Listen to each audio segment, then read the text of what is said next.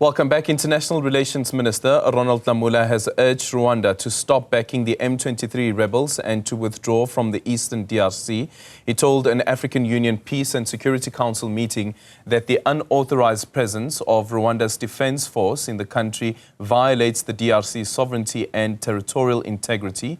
The armed group claims to have taken control of Goma after a bloody battle in recent days. This led to the deaths of a dozen peacekeepers, most of them South African. Lamola believes that Kinshasa and Kigali should resuscitate talks which were previously facilitated by Angola. For more on this, let's now speak to a member of the Pan-African Parliament, Professor Abdi Ismail Samatar, joining us from Somalia. Prof, a very good morning to you. Thank you so much for making time for us. So a lot has been happening since the incident that took place last week, including the phone call between the President of Kenya and the phone call between the President of Kenya and the President of France. Our President here in South Africa has spoken to President of Rwanda, Paul Kagame, and there was a SADC meeting, we understand it was held yesterday, an emergency SADC meeting that was held yesterday.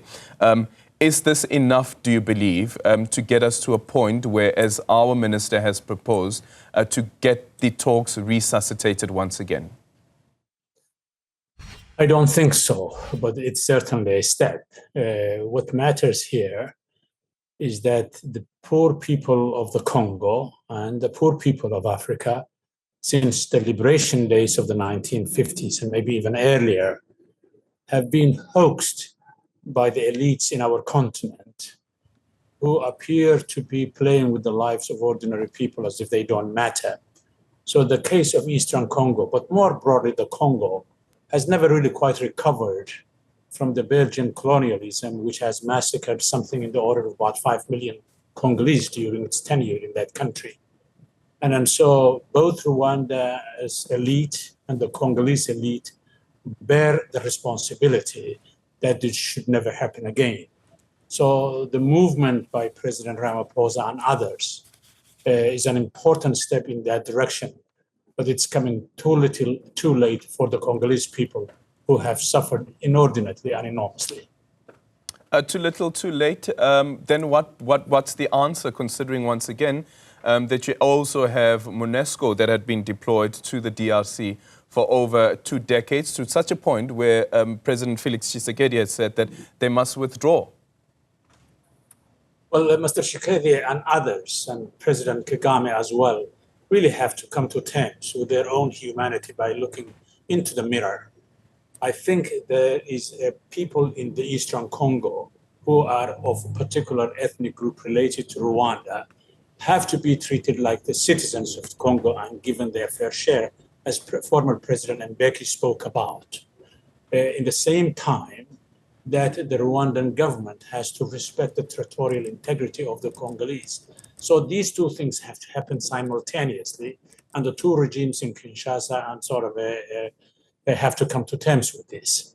Without that, this mess is going to be with the African people, and the people who are suffering enormously are the children and the people of Eastern Congo. So Congo and Rwanda leaders really should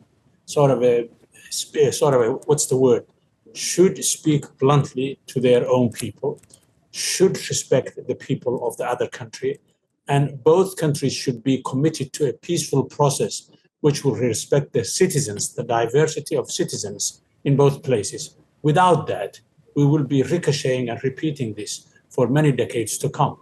Well, President Tshisekedi has refused to engage the M23 on his account. This is a militia group. These are rebels not to be engaged, and also trying to destabilize the country. Some people are actually sympathetic to the M23 being led by the Tutsi, and you just made a reference now to some issues relating to ethnicity within the DRC, as well, specifically speaking about the Tutsis. Is the answer cessation? No, the answer is not a secession in any part of our continent. The more borders we have, the messier the continent becomes. The Horn of Africa is a classic point. So, for instance, if you look at Southern Africa, if you look at the region between Botswana, Namibia, and South Africa, there are quote-unquote ethnicities across that border, but there are no movements for secession and there are no wars. That should become a model for Central Africa, particularly the Congo and the neighborhoods around it, particularly the Horn of Africa as it's a place. If you treat all the people of that country equally and respectfully as stakeholders in that country, we will have none of these wars. So the troops, the so-called M23, that's a different story from the population who live in the Eastern Congo, who happen to have some genealogical relationships with people sort of in Rwanda. But as long as they are not treated as legitimate citizens of that country, this mess is going to continue. So ethnicity is not the problem. Politics is the problem. And how do we fix that with politics being the problem? Is there anything that could be done from the African Union's perspective, do you believe? The African Union is a toothless tiger, in my opinion. The rhetoric about African solutions for African problems has been a fad for a long time. What we really need to do is, if we are concerned about African solutions, about these borders, look exactly that there are no violent ruptures between Botswana and South Africa, between Botswana and Namibia, between sort of Botswana and Zimbabwe, between Botswana and the sort of other parts of the Southern African region. So the way politics can be solved is to respect all of the citizens as equals in that country, rather than sort of hyphen them into the way the British and the Belgians and the Germans have done. So the way to solve problems is to learn from the border areas of Southern Africa that work very well for all of its people, rather than look for some sort of crazy ideas about politicizing ethnicity. That doesn't take us anywhere as a continent. Is there a possible country, do you believe, on the continent that could play a mediation role? To try and help us get to a point where there is a resolution with regards to what is taking place. And I'm also asking this question somewhat being very skeptical, considering that there's been numerous agreements that have been signed, including a ceasefire that was signed last year.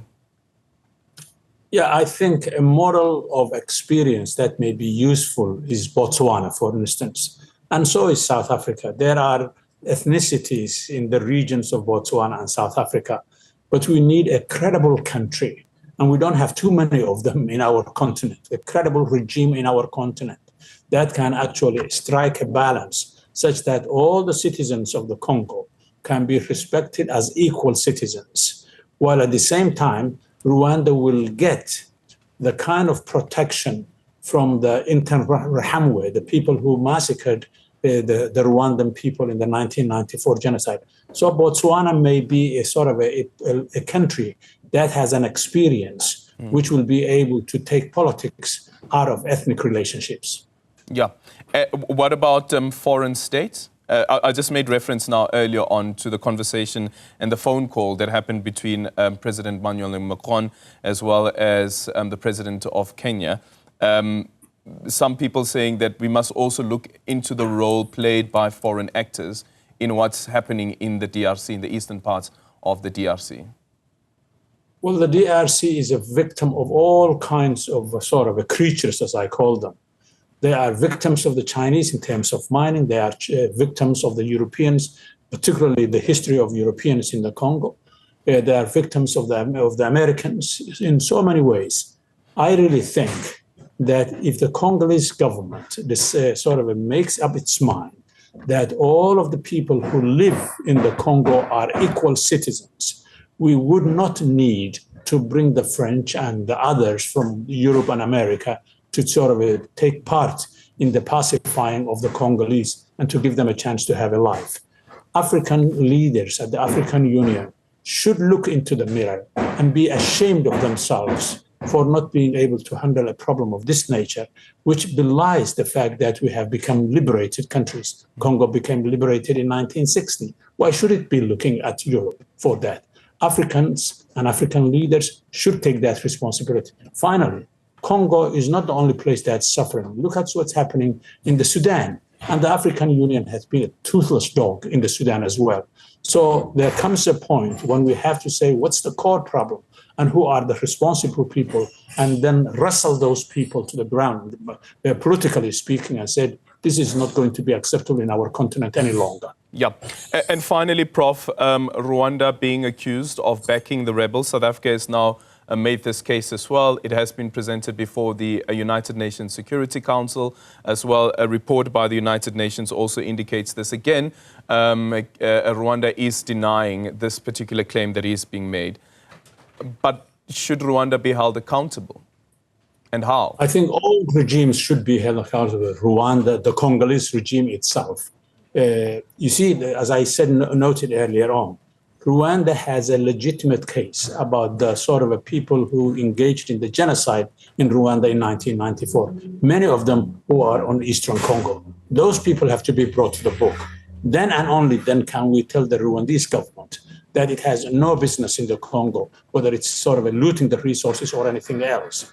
Unless those issues are really confronted, as President Mbeki, former President Mbeki spoke about a few months ago, then we will be sort of revisiting this again and again to the shame of all the Africans, particularly the African Union leadership.